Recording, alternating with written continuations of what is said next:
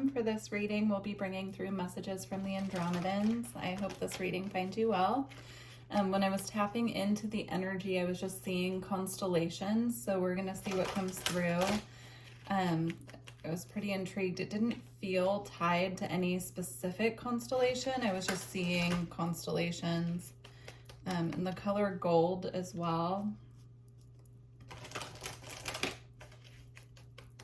All right, let's see what comes through. So first card out, we have release. I'm being drawn specifically to the butterflies in this picture. So I'm seeing the release of something that needs to be let go of at this time is actually going to catapult you into a transformation. So if there's something that you've been feeling intuitively that it's time to let go of, it's time to release it, this is your confirmation that yes, you are correct, and it's actually going to catapult you into a rebirth in the best possible way. So sometimes something that we're holding on to that we know that we need to let go of, it can even be something small like a negative thinking pattern or just a loop we've been on with our work or something, or a connection. When the time comes to release that, it can actually catapult us into a transformation for our highest and greatest good. Even when it's a small shift is what they're saying. Even if it's just, if you're eating something, they're showing me, and you know that you don't feel good when you eat it, even just letting go of that, it can really assist you with attuning your physical body to higher frequencies as well. And we have beauty that came out while I was talking about that. So some of you could be focusing at this time on your physical health, on, maybe getting more exercise, getting out, moving your body more, connecting more with nature as well. There are butterflies on this card too, and I'm just seeing the flowers here. So getting outside, connecting more with nature, maybe releasing something that has felt stagnant will help you to have more energy to focus on your physical health. Again, they're bringing up things that we're putting in our bodies that we know we don't feel good when we eat as well. And then we have discernment here, and I'm being drawn to the solar plexus area here. It's illuminated by a sun. They're showing me now eating foods that tie into the different chakra points will help to actually clear those chakras. So eating foods that are yellow for the solar plexus, eating foods that are orange for the sacral, etc. Focusing on total nourishment is what I'm seeing. Focusing on nourishment of the physical body.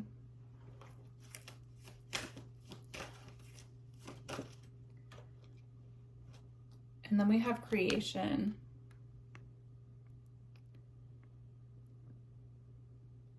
I'm seeing this as our star family, bringing information in through the dream time. So they could be trying to get these messages to you through your dreams. If you're having dreams about specific foods and you wake up craving that food, they're saying to go for it. Even if it doesn't make sense, just to go with it, because it could have the food that they're trying to encourage you to eat more of could have some specific nutrients that your body's in need of at this time. Interesting. And also when our physical body is clear and we're in alignment with our physical health as well, it opens the doors of creation for us, because it really clears not only our physical body, but it lightens up our energy as well. There's a focus here on eating clean, eating more foods that hold light. So fruits and vegetables that are grown in sunlight. I'm seeing specifically right now oranges, apples, things that grow on trees in the sunlight. They're also showing me specifically for the message about the solar plexus, adding lemon, fresh squeezed lemon to water, or to even hot water first thing in the morning. Okay.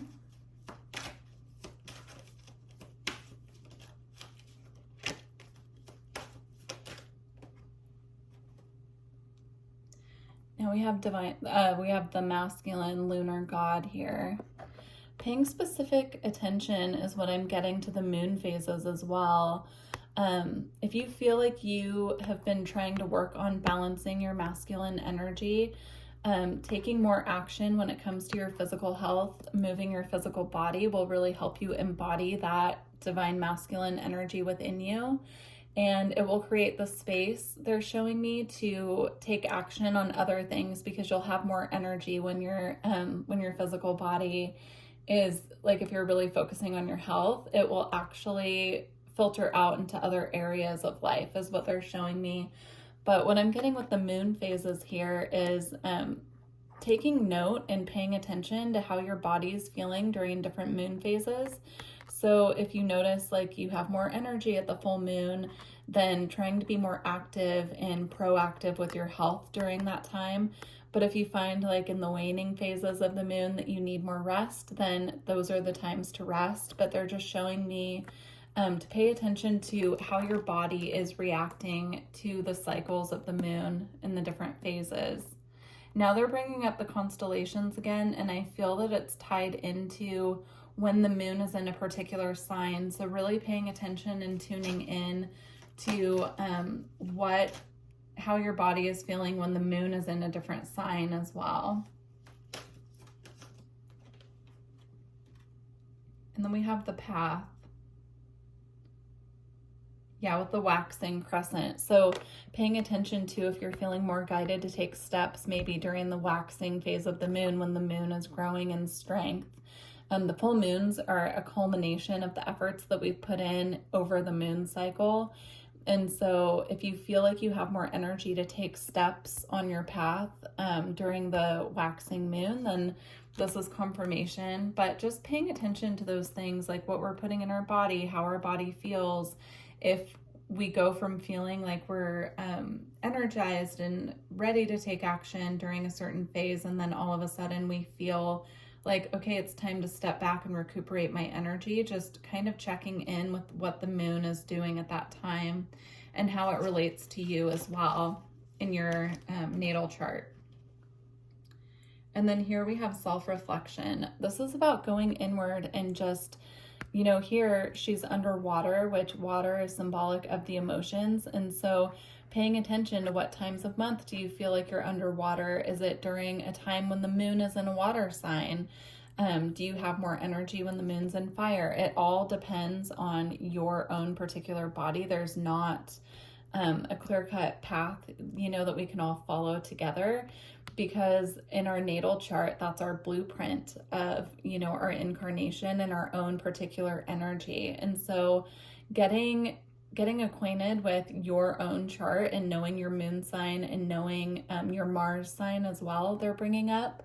Your Mars shows your vital life force, your energy, your masculine energy, right? Where you're guided to take action, how you take action, all of that. And so, for instance, someone who has Mars in Leo would take action differently than someone with Mars in Gemini, right? Because it's like air and fire. Or someone with a Mars sign in water would take action differently than someone with Mars in fire. So very interesting. And then we have patience. And this is the green corn moon. I'm being drawn to the red balloon here. Red balloons could be a symbol from your guides or a synchronicity. So keep an eye out for that. They're showing me seeing red balloons is a symbol that they're sending to show you when you're on the right path, and also when your path might require a little patience, but they want to encourage you that you're going the right direction. Yeah, being patient with your body as well when it's in different phases of the moon, because now I'm being drawn here to how she's sitting on the bed, preparing for rest, right? So just patience with your physical body. We're receiving a lot of information and light codes from the sun right now with all the solar activity happening. And so just being patient with your physical body during this process. At the bottom of the deck, we have darkness with the long night moon. I'm just getting the message that there's a lot of information coming through right now at nighttime. So if you wake up in the middle of the night and you're not able to go back to sleep, try, you know, sitting in darkness and just kind of tuning into the energy of your guides and seeing if they're trying to bring a message through to you at that time, because sometimes when we wake up in the middle of the night, it's because spirit actually needs to get something through to us, but they can't bring it through in the daytime when we're busy and we're on the go. So if you find yourself like having periods at nighttime where you can't sleep, just kind of sitting in that energy of communion with your guides. And you can speak to your guides telepathically and they can bring the information through. You can even ask them to communicate with you through your dreams, is what I'm seeing as well. And then make sure that you're writing your dreams down, because I do feel that they're bringing through some really important messages in the dream time. All right.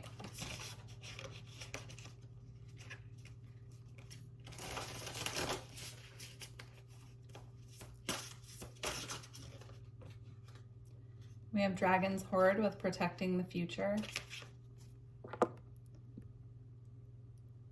If you feel guided to work with the dragons as well, I do feel that's an energy that's open to you right now, calling on dragons for protection. Yeah, they're showing me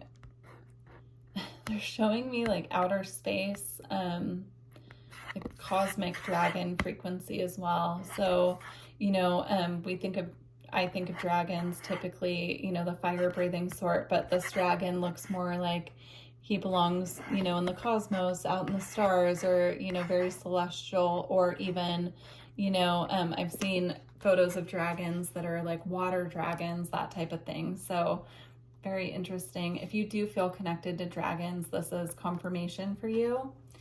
I'm also being drawn to the keys here.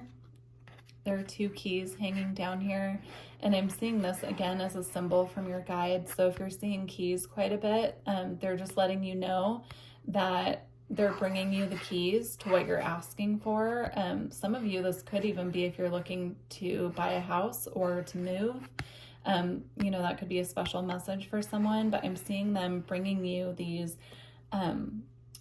keys of knowledge to what you have been searching for. And so again, this looks like nighttime, so I feel a lot of this information is coming through at night.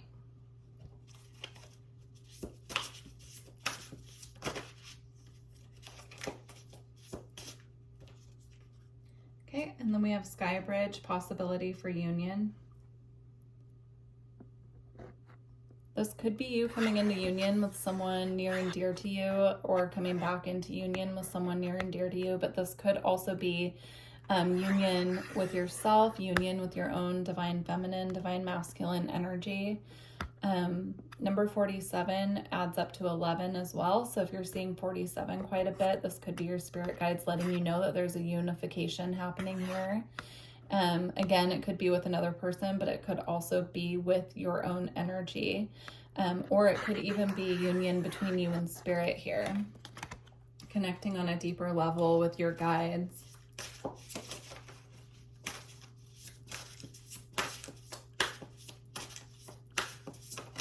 They're bringing up dragons again, and I'm seeing dragons being a totem animal for some of you, but also they could be bringing through dragons as a symbol to you as well. So you would have to dive in and kind of look into why you're seeing dragons, why they're sending you dragons, and what it means for you personally. We have repairing the veil with forgiveness, and then we have another butterfly here. So you could be seeing quite a few butterflies as a symbol of the transformation that you're going through. Also, I always look at butterflies as communication coming in from, you know, the other side, like passed on loved ones, spirit guides.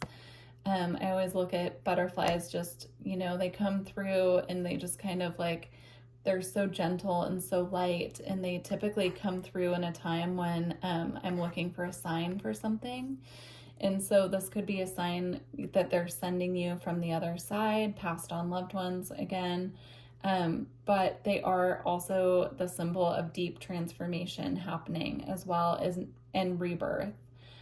With repairing the veil and forgiveness here, I do see that there's a forgiveness happening for you on a level with other people in your life. So you could be coming into a state of forgiving those who have wronged you in the past, or others could be coming into a state of forgiveness for you as well. You'll just have to take it as it applies.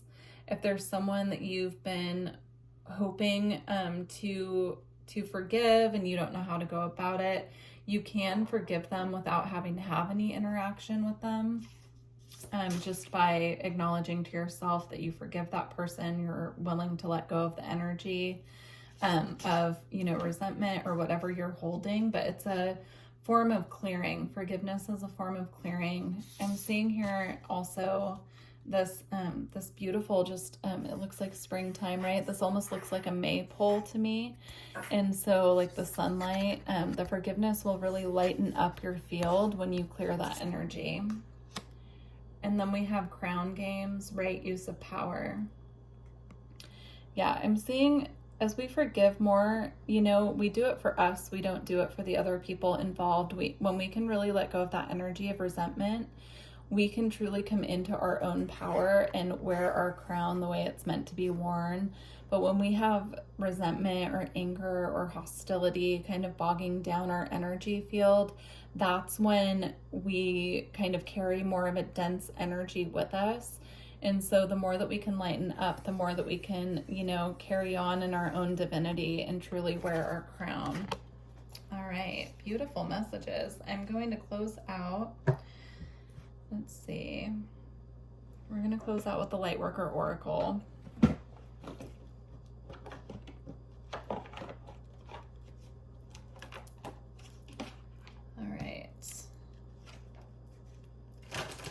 If you're looking for personal readings or energy work, please visit my website. It's in the description box below.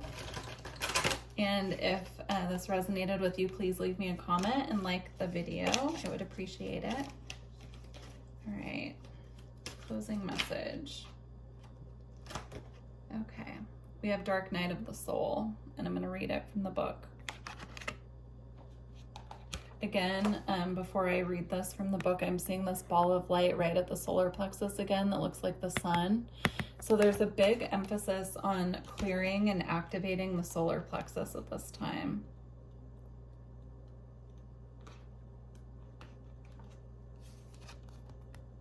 All right. You are ready for a more real and radiant relationship with the divine. Your preconceived ideas and safe limiting beliefs may be sacrificed in order for this to happen. To the divine, there are only the clothing of your spirit. They are impediments to the absolute intimacy the divine seeks with you. You might feel vulnerable or uncertain as the divine goes about stripping away these barriers. This is when you enter the dark night of the soul. You understand there is nothing to rely upon but the divine, and you will find it difficult to trust at times.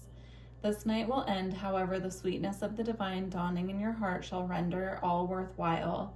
But for now, you are meant to feel exactly as you feel. You are not doing something wrong. You are moving closer to the divine. So some of you could be going through a dark night of the soul, and this is a necessary part of doing shadow work so that you can clear more and more density and really raise up into your divinity. So, even if you've gone through a dark night of the soul before, it's possible to have multiple. In fact, most of us go through phases of the dark night of the soul. We might have, a couple really big, dense ones, but then, they kind of get easier to move through as we're really on our spiritual path and committed to our own soul's development and growth. So hang in there if that is you, if you are going through a dark night of the soul at this time. I know it's not for the faint of heart. So I wish you all of the luck on your journey, and I look forward to working with you in the future. Bye.